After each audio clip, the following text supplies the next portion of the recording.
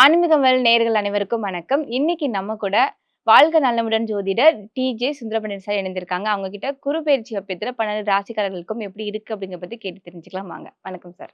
Sir குரு பெயர்ச்சி June மாதத்துல வருது இல்லையா? சோ இந்த குரு பெயர்ச்சி ஒரு விசேஷமான இருக்கும் அப்படிங்கிறது நிறைய சொல்லியிருக்கிறாங்க. நீங்க சொல்லுங்க குரு பெயர்ச்சி என்ன மாதிரியான விசேஷங்கள் 12 ராசிக்காரர்களுக்கும் குடுக்க போகுது அப்படின்னு. அதாவது நீங்க சொன்ன மாதிரி ஒவ்வொரு வருடமும் குரு பகவான் ஒரு ராசியை விட்டு இன்னொரு ராசியை கடப்பார் அப்படிங்கிறது உண்மை. ஸோ அப்படி பார்க்கும்போது இந்த வருடம் ஏன் ரொம்ப விசேஷமா இருக்கும்? குரு பயிற்சினாலே விசேஷம். இதுல இந்த வருடம் ஏன் ரொம்ப குரு பகவான் வரும்போது எல்லாமே வெல்கம் பண்ண வேண்டிய சூழ்நிலை. ஜோதிடர்கள் எல்லாமே ஏன் குரு பயிற்சி ரொம்ப ரொம்ப பெரிய மாற்றத்தை கொடுக்க போகுது அப்படின்னு சொல்றோம் அப்படின்னா, நம்மளுடைய குரு பகவான் மிதுன ராசியிலிருந்து கடக ராசியை நோக்கி வரார். அப்ப கடக ராசி அப்படிங்கிறது பார்த்தீங்கன்னா காலச்சக்கரத்துக்கு 4ஆம் இடம். ஸோ இந்த 4ஆம் இடத்துல குரு பகவான் பார்த்தீங்கன்னா பொதுவாகவே கடகராசியில் தான் குரு பகவான் உச்சம் அடைகிறார். அப்ப உச்சம் அப்படிங்கிறது என்னன்னா வில் பவர் அதிகம். தனக்கு பிடிச்ச வீட்டுல ரொம்ப சந்தோஷமா இருக்கக்கூடிய தன்மை தான் உச்ச நிலை அப்படின்னு சொல்லுவோம். ஸோ அப்படிப்பட்ட உச்ச வீட்டுக்குள்ள வரக்கூடிய குரு பகவான் அவருடைய பார்வை பலன் அப்படின்னு சொல்லுவோம். எப்பவுமே குருவுக்கு ஸ்தான பலத்தை விட பார்வை பலன் அதிகம். அவர் பார்க்கிற இடம் எல்லாம் மிக சிறப்பா இருக்கும் அப்படின்னு சொல்லுவோம். ஸோ அப்படிப்பட்ட நிலையில குரு பகவான் பாத்தீங்கன்னா அவர் 5ஆம் பார்வை மூலமாக விருச்சக ராசியை பார்க்க, அதே போல 7ஆம் பார்வை மூலமாக மகர ராசியை பார்க்க, 9ஆம் பார்வை மூலமாக நம்முடைய மீன ராசியை பார்க்க. ஸோ அப்போ ஒவ்வொரு ராசியை பார்க்கும்பொழுது நம்ம மேச ராசியிலிருந்து ஒவ்வொரு ராசியை நம்ம சொல்லும் போது அந்த ராசி அவங்களுக்கு எத்தனை தொடர்பா வருது, எத்தனை பாவகமா வருது, ஸோ அதன் அடிப்படையில அவங்களுக்கு என்ன விஷயம்லாம் கிடைக்கும் அப்படிங்கிறத நம்ம தெளிவா பார்க்க போறோம். ஸோ பொதுவாகவே இந்த குரு பகவான் கொஞ்சம் வில் பவரா பார்க்கும்போது கிடைக்கும் அப்படிங்கிறது நம்ம 20% சொல்லுவோம்னா இந்த வட்டம் 40% கொடுப்பாரு. மிகப்பெரிய ஒரு எதிர்பார்ப்புகளை பூர்த்தி செய்வார் அப்படிங்கிறது உண்மை. இப்போ வருட கிரகங்கள் என்று சொல்லக்கூடிய நம்மளுடைய சனி பகவானா இருக்கட்டும் அல்லது ராகுகேது பகவானா இருக்கட்டும், ஸோ இவங்கெல்லாம் பார்த்தீங்கன்னா பயிற்சி ஆகும்போது என்னன்னா ஒரு பதட்டமும் ஒரு பயமும் இருக்கும். ஆகா சனி பயிற்சி வரப்போகுது, அவர் என்ன பண்ண போறான்னே தெரியல, என்ன நடக்க போகுதுன்னே தெரியலங்கிற மாதிரி ஒரு பயம் இருக்கும். அது ராகுகேது பயிற்சிக்கும் இதே தான். ஐயோ நிழல் கிரகங்கள், ஸோ இவங்க என்ன பண்ணுவாங்களோ, எது நமக்கு பிரச்சனை வந்துருமோ அப்படிங்கிற நிலைமையில மக்களுடைய மென்டாலிட்டியே அப்படிதான் இருக்கும். ஸோ ஆனால் குரு பயிற்சி மட்டும் என்ன பண்ணுவோம்னா, ஆஹா குரு பயிற்சி வருதுங்க, ஏதாவது ஒரு நல்லது நடந்துருமா, ஏதாவது ஒரு மாற்றம், நான் அதாவது இப்ப இருக்கிற நிலையை விட்டு ஒரு நல்ல ஒரு மாற்றமான நிலைக்கு போயிடுவோமா அப்படிங்கிற சிந்தனையை கொடுக்கக்கூடிய கிரகமாக தான் குரு பகவான் இருக்கார். ஏன் குரு பகவான் அப்படி இருக்கார் அப்படின்னா, கிட்டத்தட்ட பார்த்தீங்கன்னா 9 கிரகங்கள். ஸோ இதுல பார்த்தீங்கன்னா 2 கிரகங்கள் ராகு கேது அப்படிங்கிற நிழல் கிரகம். ஸோ மீதி உள்ள 7 கிரகங்கள்ல மிக சுப கிரகம் அப்படின்னு சொல்லுவோம். அதாவது 7 கிரகங்கள் சூரியன், சந்திரன், அதே போல பார்த்தீங்கன்னா செவ்வாய், புதன், சுக்கிரன் அப்படிங்கிற கிரகங்கள் அப்படின்னு சொல்லி எடுத்துக்கிறோம். ஸோ சனி பகவான், ஓகேவா. ஸோ இப்படி பார்க்கும்போது நம்ம குரு வச்சத்தோம்னா 7 கிரகங்கள் ஆயிடுது. ஸோ இந்த குரு பகவான் சுப கிரகமா இருக்கனால அவர் எல்லாத்துக்கும் நன்மையை தான் செய்வார் அப்படிங்கிற மென்டாலிட்டி எல்லாருக்குமே இருக்கு. அதே போல ஒரு திருமணம் விஷயமா இருக்கட்டும், திருமணம் பாக்கியம் அப்படின்னா என்ன பண்ணணும்னா குரு பார்வை இருக்கா, இது கலோக்கியலாவே நம்மளுடைய வில்லேஜ்ல ஜோதிட பழமொழியில எல்லாருமே சொல்லக்கூடிய விஷயம்லாம், ஏங்க ராசிக்கு குரு பார்வை இருக்குங்க கல்யாணம் முடிஞ்சிடும், ஏங்க உங்க லக்னத்தை குரு பார்க்காருங்க சீக்கிரம் கல்யாணம் முடிஞ்சிடும் அப்படிங்கிற ஒரு இணைவை நம்ம எப்பவுமே வச்சிருக்கோம். ஸோ அப்ப குரு பார்வை கோடி நன்மை அப்படிங்கிறனால குரு உங்களுடைய ராசிக்கு எத்தனாம் இடத்தெல்லாம் பார்க்காரோ அந்த இடத்தில் உள்ள உங்களுக்கு காரணம் சார்ந்த விஷயங்கள், உறவு சார்ந்த விஷயங்கள் மிகப்பெரிய மாற்றத்தை கொடுக்கக்கூடிய தன்மை இந்த குரு பயிற்சி ரொம்ப சூப்பரா இருக்க போகிறது. சார் அடுத்ததா விருச்சிக ராசியை பத்தி பார்க்க போறோம். விருச்சிக ராசிக்காரர்களுக்கு இந்த குரு பயிற்சி காலகட்டத்துல என்ன மாதிரி பலன்கள்லாம் கிடைக்குது? குறிப்பா போராட்டத்துல மன அழுத்தத்துல இருக்கிறவங்க அது விடுபடுவாங்களா சார்? அதாவது விருச்சிக ராசிக்காரங்களை கூட்டு வச்சு கேட்டீங்கன்னா சொல்லுவாங்க, இப்ப மட்டும் போராட்டம் இல்லைங்க, ஒரு 5-6 வருடமாவே நான் போராடிக்கிட்டு தான் இருக்கோம். சில விருச்சிக ராசிக்காரங்கள்லாம் 10-12 வருஷமாவே போராடிக்கிட்டு இருக்கேன் அப்படின்னு சொல்ல வேண்டிய சூழ்நிலைலாம் இருக்கும். ஸோ அப்படி பார்க்கும்போது பார்த்தீங்கன்னா விருச்சிக ராசிக்கு ஒரு 12 வருடத்துக்கு பிறகு மிகப்பெரிய மாற்றம், மிகப்பெரிய முன்னேற்றம், ஒரு எதிர்பார்த்த விஷயங்கள்ல ஒரு வெற்றி அப்படின்னு கொடுக்கக்கூடிய செயல்பாடுகளை குரு பகவான் ராசிக்கு 9ஆம் இடத்துல கொடுக்க போறார்.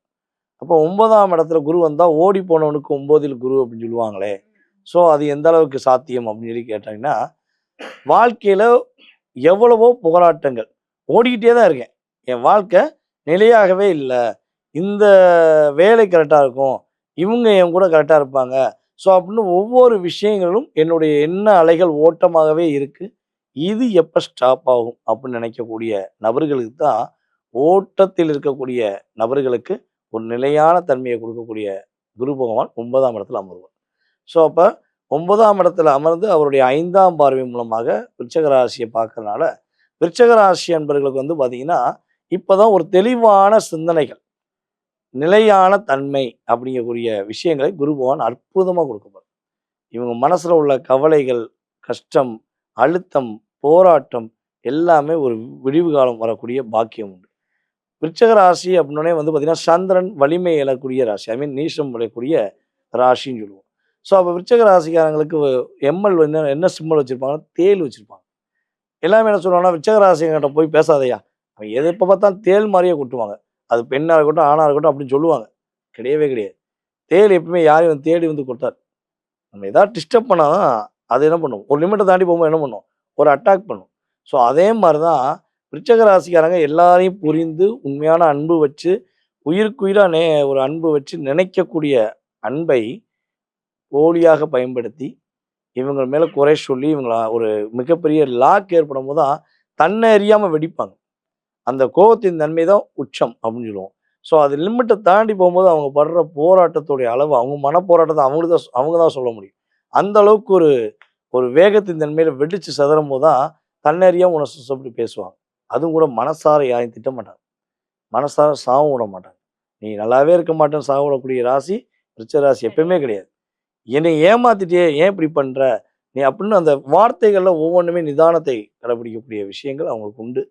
ஆனால் இப்போ அதெல்லாம் இல்லாமல் குருவுடைய அருளால் ரிஷபராசியாக மகிழ்ச்சியை மட்டும் நோக்கி பயணிக்கப்படுறாங்க.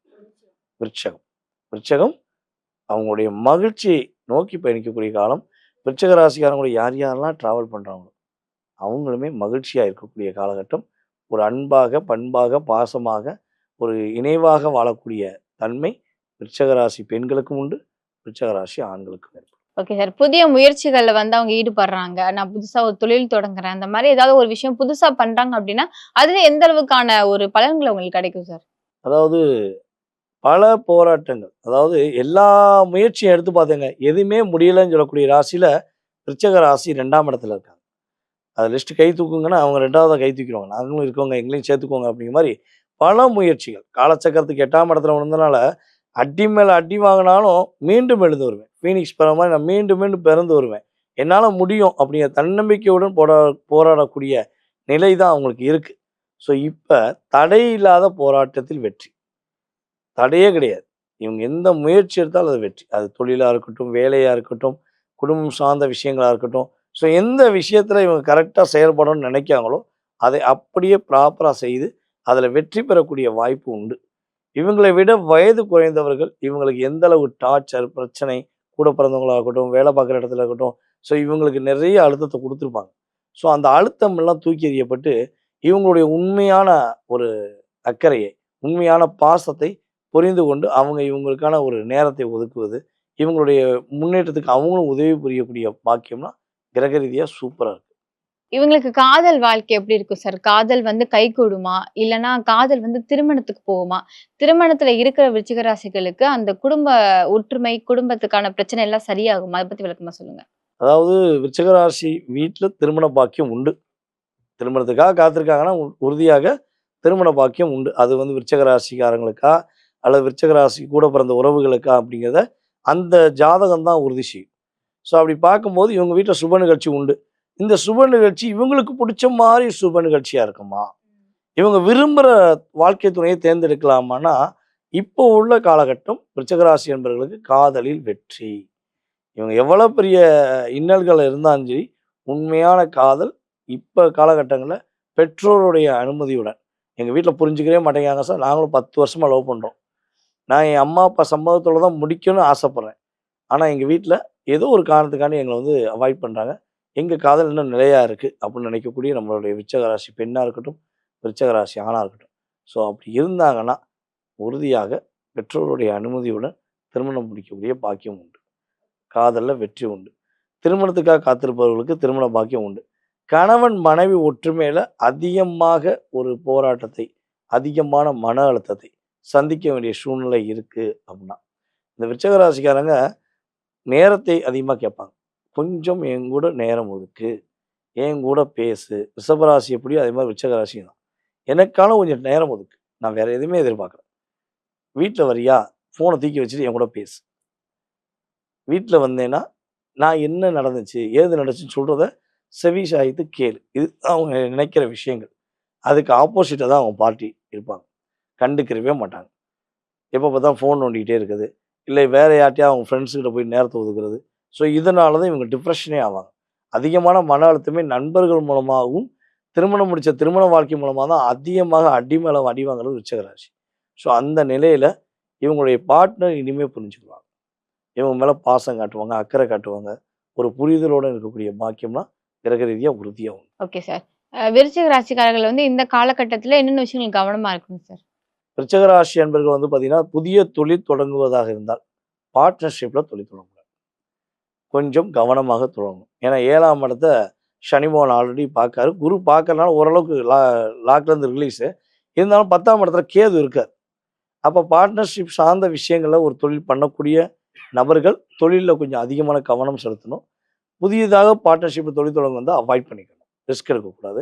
ஸோ அதேபோல வந்து பார்த்தீங்கன்னா, இவங்களுடைய வண்டி வாகனங்கள் வாங்கும்போது, சும்மா அந்த பில்டப் பண்ற மாரி வண்டி வாகனம்லாம் வாங்காம, இவங்களுக்கு வாங்கணுங்கிறது எதுக்காண்டி வாங்குறோம்? ஒரு இடத்துலேருந்து இன்னொரு இடத்துக்கு நம்ம வேகமா போய் சேர்றதுக்கு. மேல போய் சேர்றதுக்கு வாங்கக்கூடாது. வேகமா, நீட்டா போய் இறங்கி, நம்மளுடைய வேலைகளை முடிக்கக்கூடிய செயல்பாடுகளுக்கு வண்டி வாகனங்கள் கரெக்ட்டா வாங்குனாங்கன்னா, சூப்பரா இருக்கும். வீடு ஆல்ட்ரேஷன் பண்ணும்போது ஓவர் அமௌண்ட் செலவழிச்சிடக்கூடாது.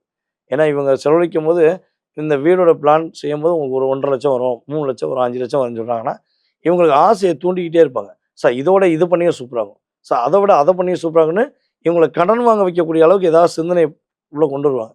அதெல்லாம் இல்லாம, பிளான் பக்காவா போட்டு, ப்ராப்பரா பண்ணாங்கன்னா, வெற்றி என்பது விருச்சிக ராசிக்கு உரியது அப்படின்னு சொல்லலாம். Okay sir. குரு பெயர்ச்சி காலகட்டத்தில எந்த கோவில் வழிபாடு அவங்களுக்கு சிறந்தது சார்? நம்ம விருச்சிக ராசி அன்பர்கள் இந்த குரு பயிற்சி காலங்கள்ல, இப்ப பேசுகின்ற நிலைய வச்சு பிரசனமா எடுத்து பார்த்தோம்னா, அவங்க வந்து பார்த்தீங்கன்னா, கால பைரவர் வழிபாடு சரியான முறையில செவ்வாய்க்கிழமையில இவங்க வந்து கால பைரவர் வழிபாடு செஞ்சாங்கன்னா, இவங்களுடைய வாழ்க்கையில எல்லா விதமான ஏற்றங்களும், எல்லா விதமான முன்னேற்றமும் குருவுடைய அருளால் உறுதியா கிடைக்கும். Thank you sir.